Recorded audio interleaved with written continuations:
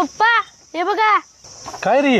अहो धावण्या शर्यतीत माझा पहिला क्रमांक आलाय बघा. सर्टिफिकेट आणि मेडल बक्षीस म्हणून 50 रुपये बी दिले ती. नुसतं खेळ खेळ करत जाऊ नका. खेळानं काय पोट भरत नाही. जरा अभ्यास बी करत जावा. जा आता हातपाय तोंड तुझा जा. पप्पा हा? नको 50 रुपये तुमच्याकडेच ठेवा.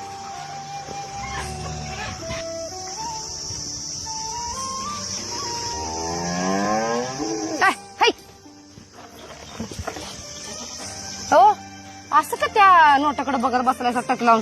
अगं हिजा आपला पहिला आलाय त्या धावण्या शर्यतीत आणि त्याला हे बक्षीस मिळाले. अगं बाई आता ही नोट मी मायापाशी जपून ठेवणार आहे. चांगलं झालं बघा. आणि गोडा धोडाचं काहीतरी कर.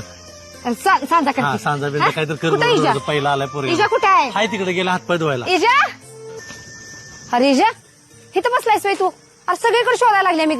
अरे तू शाळेत पहिला आलायस म्हणते पहिल्याच्या शर्तीत सर्टिफिकेट तीन मिळाले म्हण आणि इथं का तोंड फाडून बसलायस मग? अगं काय ते खेळात पहिला नंबर काढून उपयोग नाही बा माझा. का आता काय झालं? अगं ते मेडल आणि सर्टिफिकेट सगळ्यात पहिलं पप्पाशी दाखवायला गेलो. काय म्हणा अभ्यास कर जा. जरा बी कौतुक नाही त्यासनी माझं. कळतं की त्यांच्या वागण्यावरनं. तू बापावर राग धरून इथे येऊन बसलायस आणि तो बाप तिथं तुझा पहिला नंबर आलाय म्हणून गोडाधोडाचं कर म्हणून सांगायला लागलाय आणि ती नोट तू दिलायस का नाही तर ती जपून ठेवायला लागलाय. अरे बापाचा आतडा असंच असते.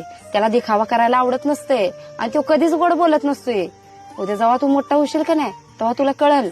जगातली सगळी गोड बोलून तुझा फायदा उचलतील पण बाप प्रत्येक वळणावर तुला कठोर बोलूनच वटणीवर आणत असतोय.